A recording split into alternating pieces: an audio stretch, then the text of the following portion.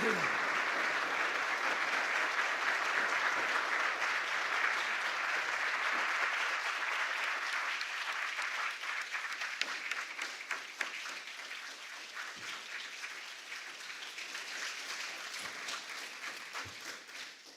have a seat.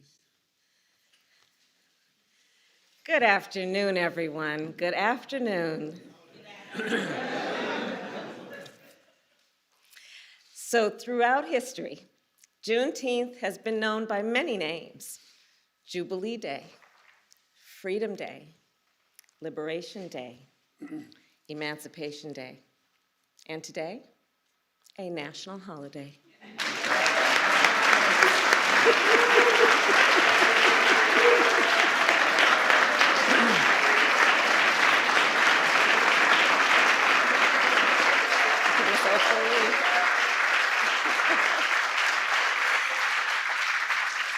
And looking out across this room, I see the advocates, the activists, the leaders who have been calling for this day for so long, including the one and only Miss Opal Lee.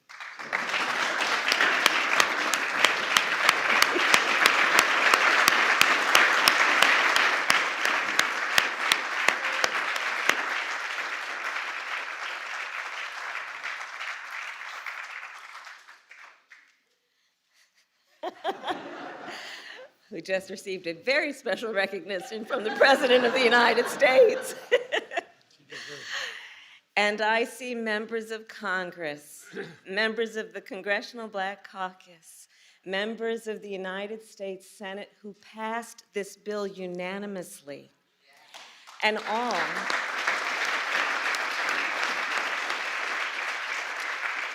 all of whom collectively were responsible for delivering this bill to the President's desk. And I thank you all. We thank you all, your nation.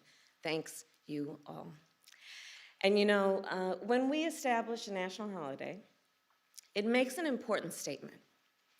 National holidays are something important. These are days when we as a nation have decided to stop and take stock, and often to acknowledge our history.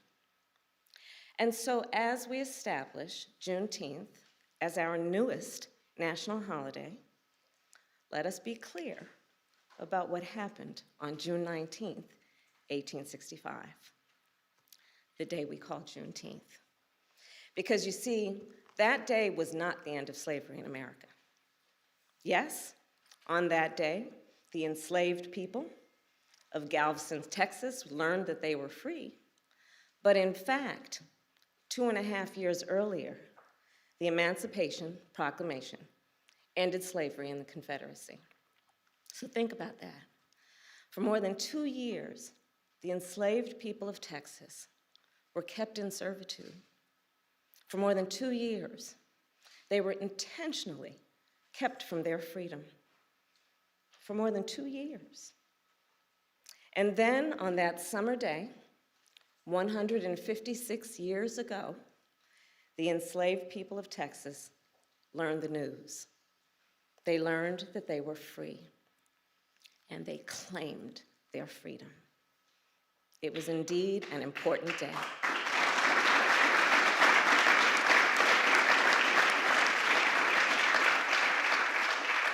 And still, let us also remember, that day was not the end of slavery in America. The truth is, it would be 6 more months before the 13th Amendment was ratified, before enslaved people in the South and the North were free. So as we commemorate the history of Juneteenth, as we did just weeks ago with the history of the Tulsa Race Massacre, we must learn from our history, and we must teach our children our history, because it is part of our history as a nation. It is part of American history. So let me end by saying this. We are gathered here in a house built by enslaved people. We are footsteps away from where President Abraham Lincoln signed the Emancipation Proclamation. And we are here to witness President Joe Biden establish Juneteenth as a national holiday. We have come far, and we have far to go, but today is a day of celebration. It is not only a day of pride, it is also a day for us to reaffirm and rededicate ourselves to action. And with that, I say, happy Juneteenth, everybody. And with that, I introduce the President of the United States, Joe Biden.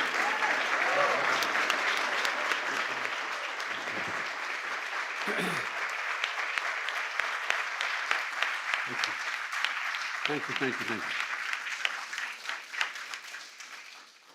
Well, thank you, Madam Vice President. 156 years ago, 156 years, June 19th, 1865. John, thanks for being here. Major General of the Union Army arrived in Galveston, Texas to enforce the Emancipation Proclamation and free the last enslaved Americans in Texas from bondage. The day, as you all know, and we repeat some of what was said, became known as Juneteenth. You all know that. A day that reflects what the Psalm tells us. Weeping may endure for a night, but joy cometh in the morning. Juneteenth marks both the long, hard night of slavery and subjugation, and a promise of a brighter morning to come. This is a day of profound, in my view, profound weight and profound power. A day in which we remember the moral stain, the terrible toll that slavery took on the country and continues to take. What I've long called America's original sin. At the same time, I also remember the extraordinary capacity to heal and to hope and to emerge from the most painful moments in a bitter, bitter version of ourselves, but to make a better version of ourselves. And today we consecrate Juneteenth for what it ought to be, what it must be, a national holiday. As the Vice President noted, a holiday that will join the others of our national celebrations, our independence, our laborers who built this nation, our servicemen and women who served and died in its defense, and the first new national holiday since the creation of Martin Luther King holiday nearly 4 decades ago. I'm grateful to the members of Congress here today, in particular the Congressional Black Caucus, who did so much to make this day possible. I'm especially pleased that we showed the nation that we can come together as Democrats and Republicans to commemorate this day with an overwhelming bipartisan support of the Congress. I hope this is the beginning of a change in the way we deal with one another. And we're blessed to mark the day in the presence of Miss Opal Lee. As my mother said, God love her.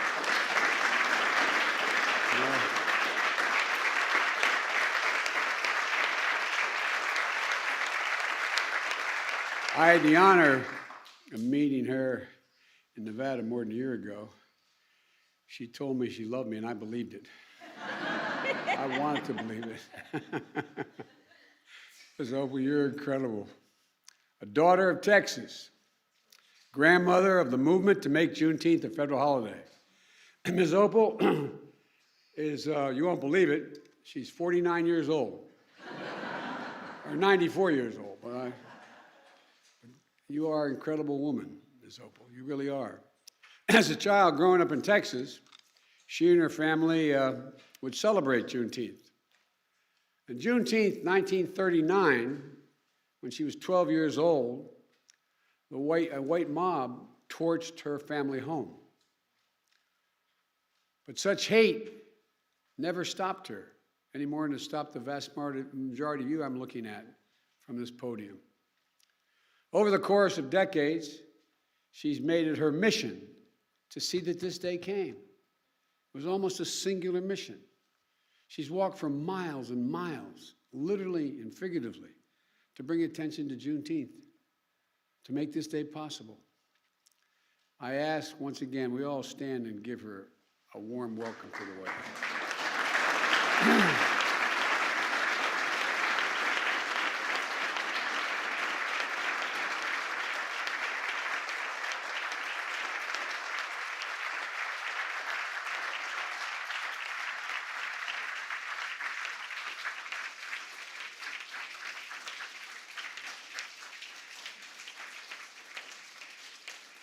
As they still say in the Senate, and I said for 36 years, if you excuse me for a point of personal privilege, as I was walking down, I regret that my grandchildren aren't here, because this is a really, really, really important moment in our history.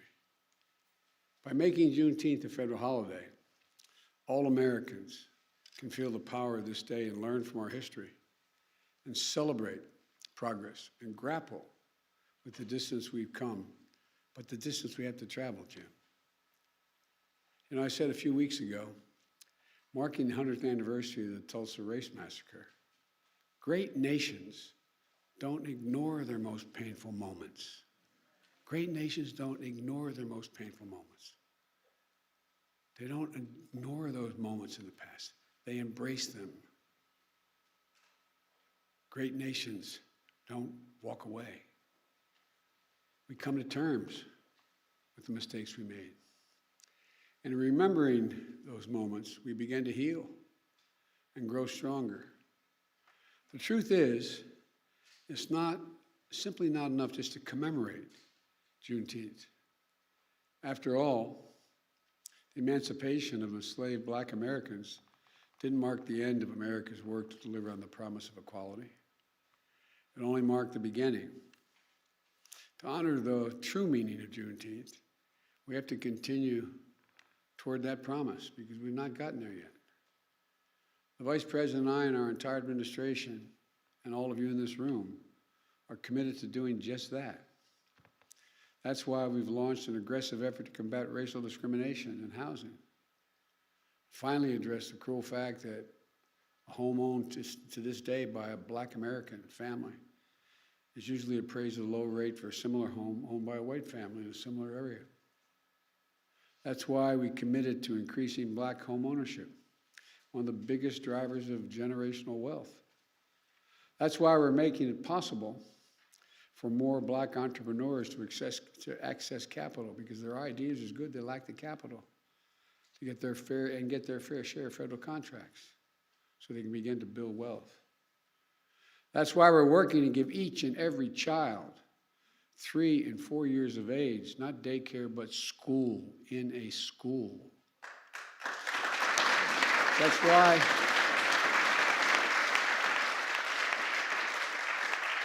why we're unlocking the incredibly creative and innovation of the history of our historical Black colleges and universities, providing them with the resources to invest in research centers and laboratories to help HBCU graduates prepare and compete for good-paying jobs in the industries of the future.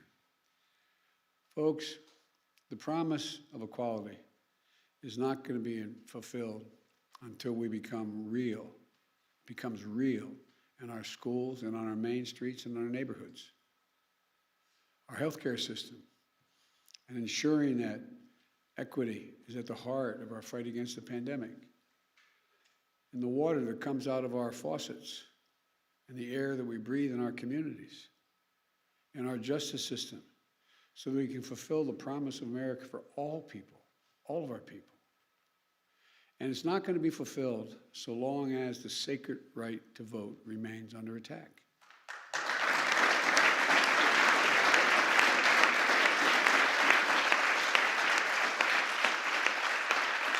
We see this assault from restrictive laws, threats of intimidation, voter purges, and more. An assault that offends the very democracy, our very democracy. We can't rest till the promise of equality is fulfilled for every one of us in every corner of this nation. That, to me, is the meaning of Juneteenth. That's what it's about. So let's make this very Juneteenth, tomorrow, the first that our nation will celebrate all together as one nation. A Juneteenth of action on many fronts. One of those is vaccinations. Tomorrow, the Vice President will be in Atlanta on a bus tour helping to spread the word like all of you have been doing on life-saving vaccines. And across the country this weekend, including here in Washington, people will be canvassing and hosting events in their communities, going door to door, encouraging vaccinations. We've built equity into the heart of the vaccination program from day one, but we still have more work to do to close the racial gap in vaccination rates. The more we can do that, the more we can save lives. Today also marks the 6th anniversary of the tragic deaths at Mother Emanuel Church in Charleston, South Carolina. A killer, motivated by hate, intending to start a race war in South Carolina. He joined his victims in a Bible study class. Then he took their lives in a house of worship. It's a reminder that our work to root out hate never ends, because hate only hides. It never fully goes away, it hides. And when you breathe oxygen under that rock, it comes out. And that's what we must understand, that Juneteenth represents not only the commemoration of the end of slavery in America more than 150 years ago, but the ongoing work to have to bring true equity and racial justice into American society, which we can do. In short, this day doesn't just celebrate the past. It calls for action today. I wish all Americans a happy Juneteenth. I'm certainly in a moment, going to sign into law, making it a federal holiday. And I have to say to you, I've only been president for several months, but I think this will go down for me as one of the greatest honors I will have had as president. Not because I did it, you did it, Democrats and Republicans. But it's an enormous, enormous honor. Thank you for what you've done. And by the way, typical of most of us in Congress and Senate, I went down the other end of the hall first and thanked your staffs, because I know who does the hard work.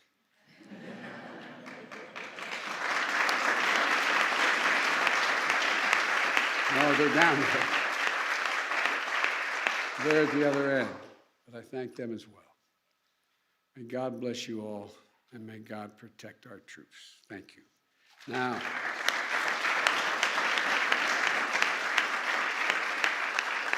I'd like to invite up, while I sign, Senator Tina Smith, Senator Ed Markey, Senator Raphael Warnock, Senator John Cornyn, Whip John Clyburn, Representative Barbara Lee, Representative Danny Davis, Chair Joyce Beatty, and Sheila Jackson Lee, and Miss Opal.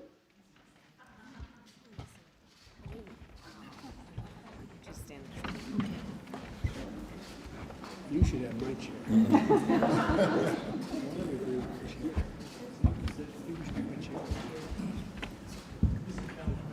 No?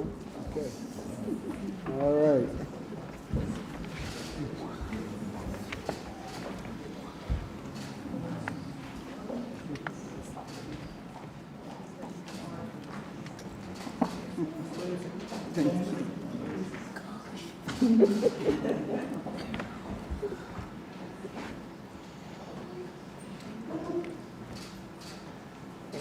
This first one goes in.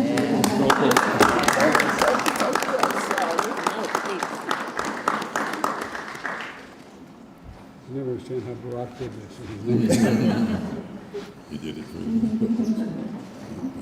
Gotta make sure.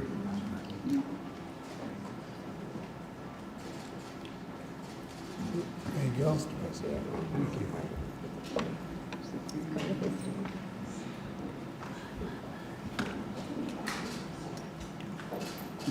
Thank you, Mr. President.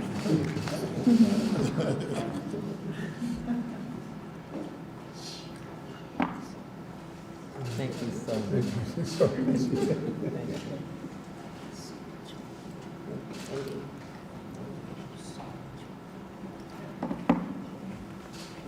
Thank you. I got 3 more. I gotta make them on my name.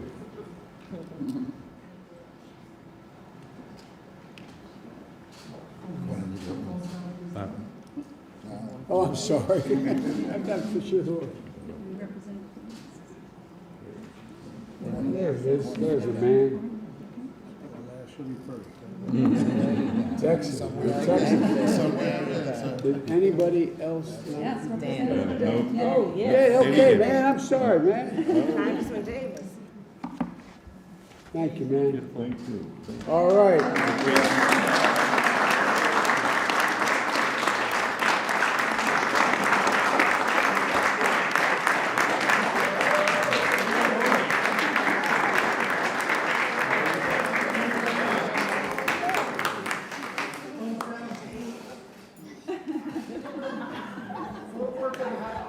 Is Election Day next, Mr. President?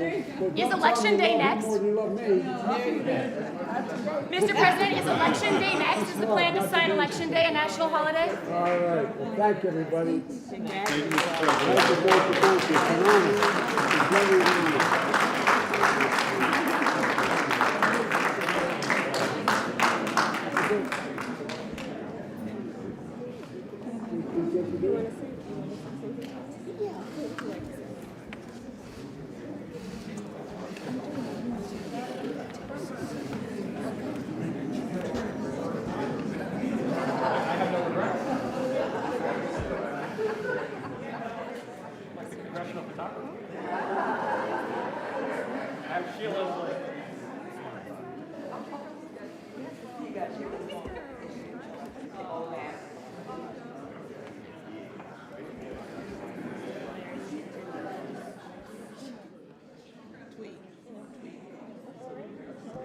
Ladies and gentlemen, please remain seated while the President and the Vice President depart. Thank you.